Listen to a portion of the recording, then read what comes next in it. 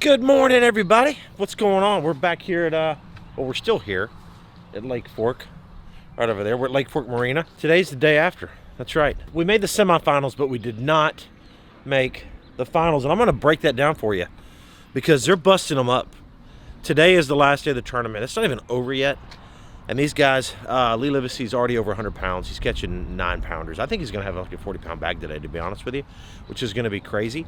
So good job, Lee. Patrick Walters obviously is cracking them as well. I did pretty good in the tournament. As far as sight fishing goes, definitely up in the top range of the guys that sight fish. We'll get into that. But nevertheless, we're packing up the truck, getting ready to head to Neely Henry, and I just want to hang out with you guys a little bit and discuss what I noticed, what I did wrong, the right, the wrong, the 2020. So yeah, this video here is the 2020, and you know, it's a video that I like to do because I think the hardcore bass fans, they love the 2020 because I'm going to get real with you guys.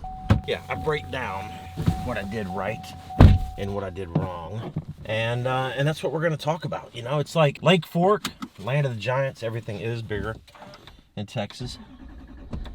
Before we get too far into that, it's Lake Fork Marina and Motel. If you guys are in the area, come to Lake Fork, which I know a lot of you want to come to Lake Fork to experience the good bass fishing, you need to come and see the good people at Lake Fork Marina. They've got houses to rent, they have hotel, they have cabins, and it's right here in the middle part of the lake. So you can go north and fish, or you can run down south and fish as well. So this lake was fishing pretty good, but yet still kind of tough. So Lake Fork was, even though it's like 100 pounds are gonna drop today, and maybe even a couple people with 100 pounds, the lake was still fishing a little tough. What do I mean by tough? I mean, you say to yourself, 100 pounds, several guys are going to catch 100 pounds of bass. But the entire practice, the fishing was a little, okay, here's what it was. It was the first day of practice. I go out there and literally there are bass on beds everywhere. It was pretty ridiculous, guys, like ridiculous. To the point where that's really what hurt me, right? I probably shouldn't have looked for beds the first day. I should have went fishing. Because once I saw all those fish on beds, I was like, I know what I'm doing, right? I love to sight fish, and that's what I'm gonna do. And what I mean by that is, like, as soon as I saw those fish up on the bank spawning, I thought full moon's coming literally tomorrow, which is Monday after the tournament. And those 3 days leading up to the full moon, there should be a huge wave of fish. And in my mind, I was thinking, this might be like the biggest spawn that I've ever seen in my life. Like, I'm literally gonna see like 8, 9, and 10, maybe even 12 pounders laying around on the bed. And I kept waiting for that to happen. Now, what messed me up was the weather was a little weird, right? It was a little chilly, it was cloudy. It just never really, it kind of slowed those fish down. We had a little bit of a front come through, and that really kind of slowed things down. So the guys that found just a few fish offshore, right? Some of the guys, and I can't speak for these guys, obviously I didn't talk to them, but I would imagine that a lot of them that are doing really, really well in this tournament, that their bite got better throughout the tournament itself. I bet in practice it was kind of like, I got 1 bite or 2 bites, or this spot should turn on, or you know, whatever. I think that developed, the shad spawn and all that stuff developed the last couple days of practice and throughout the tournament as well. So that was really where I messed up, because I was so far in on the sight fishing that I couldn't switch gears. I've spent some time out here on this lake in May and June with my good buddy Mark Pack, so I've done the swim bait deal on some of these points. I know how to do that, but I just couldn't get the gear switched, which was a little silly, because I thought I could catch 25 pounds a day of sight fish with the potential of catching a gigantic one. My baits were pretty simple on the sight fishing thing. If you watched the practice video, these bass really reacted very well to the bandito bug. The other thing was a little crawdad, a little zoom speed crawl, which is something that I throw a lot as well. And then I threw some lunker logs, wacky style. In the tournament, it was weird. Like, I didn't catch any fish on the wacky, which I kind of thought I would, because that's a good bait just to kind of chunk around as you're trolling around looking for fish. But you know, I spent a lot of time, you know, finding the bass and giving a good estimation of what I thought they weighed. You know, I didn't want to catch a lot of them because these fish are pressured. Like, literally, it took, it was crazy, but fun kind of in a weird way. It took 30 to 45 minutes to catch these fish, each one of them. There was very few fish that I found that I could catch very quick. You had to change their mind. You know, it was like they didn't want to bite, they would swim around, and then you would kind of keep working them, and they would get a little tighter to the bed. And look, power poles. Thank you, power pole, right? I could not, 100% could not have caught these fish if I did not have power poles. There's no way you can hold in the wind this long, hitting the trolling motor, and expect that you're going to get these fish to settle down and make these precise little hops and casts into the bed. Without power poles, without a doubt, 100% would not have, like, probably wouldn't hardly caught any of them. Okay, number two, and this is a little product shout out, so thank you, Power Pole. Thank you, Garmin Force Trolling Motor, because I hit a lot of stuff. I almost fell on the boat like 25 times. Several times my toes like held me in the boat, right? Like a little clamp. I was like an eagle. But the Garmin Force Trolling Motor, I crashed into stumps like crazy. You know, sight fishing tournament as well. Combination that I've got on this Skeeter right now, which is pretty important. I know I'm going off a little sidetrack right now. Sight fishing tournaments where you're literally on the trolling motor from daylight till dark looking for fish like I was in this tournament. And these are long days right now. With that Garmin Force Trolling Motor, number one, the power is amazing. The durability is crazy, but it's efficient, right? I have the Lithium Pro batteries in the boat along with the Power Pole charger, which it charges the batteries as I drive around. I didn't drive around a lot in this tournament. Like, I literally put the trolling motor down. I got gas half a tank the entire tournament. I mean, like zero gas. So I didn't put a lot of charge back into the batteries, and that speaks volumes for the Lithium Pro batteries themselves, as well as the efficiency of the Garmin Force Trolling Motor, because I didn't have the Power Pole charger really putting a lot of extra volts back into the batteries because I didn't drive around a lot. So the efficiency of that whole combination was amazing. Guys, I would go up to these fish, I'd find one, I would find a fish, and I would try to make a good estimation on how big I thought the fish was. So yeah, you want to eyeball these fish the best you can. I would waypoint them in my Garmin, and I would actually assign a numeric value to what I thought the fish weighed. So it's 3.5 pounds, 4 pounds, or whatever. Now, I was off a lot. It's hard to judge these fish because there's new fish that are just pulling up that are fat, and then there's fish that have been there for like a week and a half that are thin. So like, for example, the very first big one I caught on day one, which I thought was only a 4-pounder, ended up weighing 5.6, I believe. And then some of the ones that I thought were 4 pounds ended up only being like 3.5. So, you know, I was a little all over the place with my weights, but at least gave me an idea of what to kind of expect. And as long as I had really good waypoints, I could get back on these fish, because the first 2 days of the tournament were cloudy. Second day it rained, it was windy. Like, you had to, like, there was no like looking way over there to find the fish. You had to get right on top of them, power pole down, and just sit there.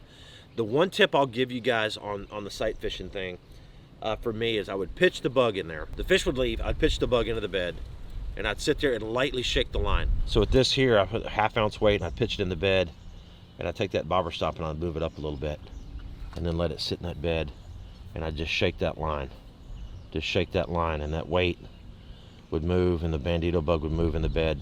And those fish would leave the bed, and it would take them a minute to come back. And then it'd stop, and you'd shake it again. And now here's a tip. Don't cast it when the fish is in the bed. Like, when the fish leaves, cast it, get it in the sweet spot. Wait for the fish to come back. Wait for him to settle. He'll usually do like a little pass by. The fish would come by, and usually kind of like still not really wanting to settle yet, come by and do like a little drive-by. But once you let them come by and let them settle back into the bed and kind of park, I'd shake it again, they'd leave. But they would only be gone 20 seconds this time. They'd do it again. Shake it, they'd leave. They'd come back in 10 seconds. This whole process would take freaking 20, 30 minutes. It was crazy, stressful. You'd finally get them where they would not leave the bed much, and you'd start shaking it, and they'd start looking at it. Then you'd have to start hopping it around a little bit. And that's how I'd get a lot of those fish to react. So cut all my fish by sitting there patiently, just waiting and waiting and waiting and waiting. As hard as these fish were to catch, something cool that happened was I was trying to boat swing a fish, which, by the way, boat swinging with this Pro Series, this 7.6 Pro Series heavy, as well as, here, this is the 7.4 Heavy Rush 17-pound line. This had 25. So depending on if I was around a stump or something, I'd throw the little heavier P-line fluorocarbon. And if the fish was really kind of sketchy, I'd throw that little bit lighter line. But I go to boat swing this fish up on the last day. Matter of fact, here, check it out. Oh! Okay, I wasn't happy. Like, I haven't lost any fish all week, like swinging them in. That one came off, but I ended up catching that fish again. I stayed there, power pulled down, kept working the fish, and got the fish to bite again. So I ended up catching that fish again. Matter of fact, take a look at this. I was really excited after I got this fish to bite a second time, which is crazy. I think I can get her to bite again. I mean, she already did once.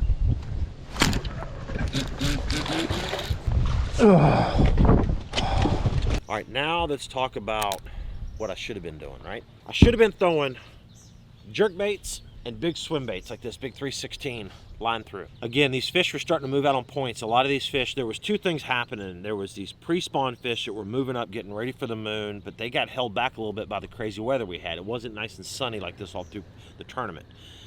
So they held up a little bit. These guys were wrecking them. And then also, that first wave of fish that were already spawning, those females and males are starting now to move out and starting to feed on the shad because they're post-spawn. So you kind of have the best of both worlds happening right now in some of these places. And that's, again, what Lee Livesey and some of these guys are doing. They're targeting pre-spawn and post-spawn fish. Now, I actually caught a really, really big fish on the last day, day 3 of the tournament, on this 316 line through right here. Matter of fact, take a look at this. Awesome footage. Oh my gosh! Got him, dude. I got a big one. Like, seriously, a giant. I thought the thing was a dang grouper, dude. Like, it literally, like, bam, it hit so hard. On that spot the day before, I actually had another one on, and I ended up losing it. It was just a bad deal. I don't know, it just hit. I had a rod rigged up with braid with a fluorocarbon leader. That's not what you want to do. And it hit, and there just wasn't any stretch at all. So when it hit it, it pulled real hard, real fast, and just the hooks pulled. And I guarantee you that was a big one. The reason I think it was a big one is I picked up a jerkbait that morning. So I thought to myself, you know, on day 2, it's going to be overcast conditions. It's going to be a little hard to see. The wind's blowing. I'm going to start on this offshore deal and just see. It's a place that I've caught some fish before in the past. And I picked up a jerkbait and I fired it up there to this tree. And I was expecting to catch a fish, but I wasn't sure what was going to happen. And this fish hit, guys. Biggin, dude. Oh my gosh, dude! Freaking 6 or 7 pounder, dude. My rod was like I thought I had a stump for a second. Like it was like the rod just, man, it flexed. The fish comes up and jumps. Obviously, you saw it. Throws the bait. I mean, it was a 7 pounder. It was a real thick, healthy fish. Pre-spawn fish, real fat, and it just got off. It was just one of those things, and I really don't know why. I don't know what I could have did different. It's just unfortunate, right? But I went back to that spot on day 3, and that's where I caught that big one you just saw on the line through. You know, I should have done more of that. If I ever come back, we're having another tournament here. Even if these fish are spawning, I'm going to devote, no matter what, half the tournament to fishing offshore, because that's where you win the tournament. You don't win at sight fishing here. I don't know what I was thinking. It was kind of a bad call, but at the same time, sight fishing is my strength.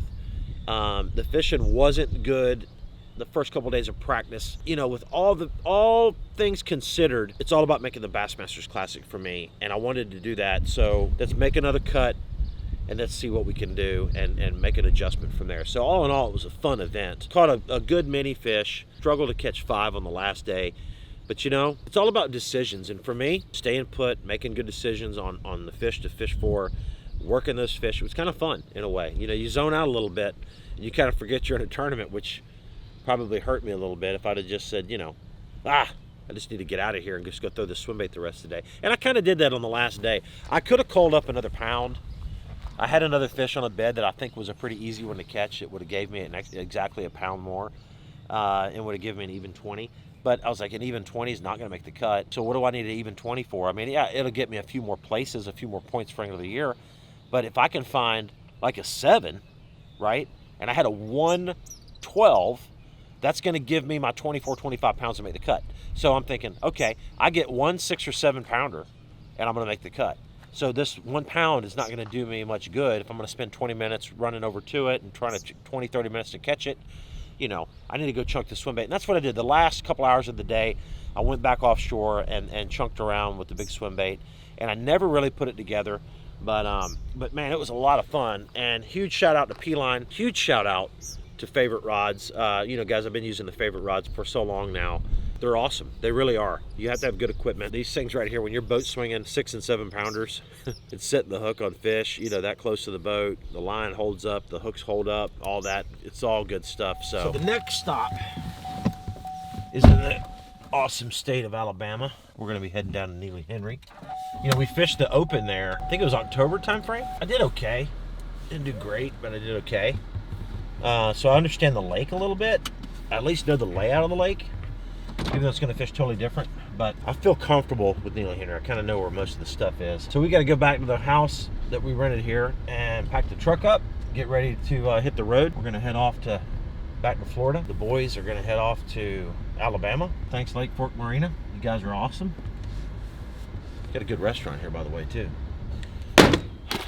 All right, guys, we're going to finish packing up the truck, packing up the boat, and we're going to head off back to Florida for just a few days. Then we're back at Henry in Alabama. So if you guys live around the Birmingham area, be sure to come by and hang out with us for the weigh-in. It's going to be a lot of fun. This is going to be swim jigs in the grass. It's going to be little swim baits for spotted bass. It's going to be a really cool tournament. It's going to be difficult, like they always are.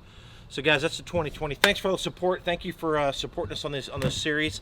Drop some comments down below, and if you got the weight right, let me know. So guys, that's it. Thank you so much for hanging out. 2020 is a wrap. Lake Fork is a wrap. Hopefully we come back. We'll see you guys. Bam!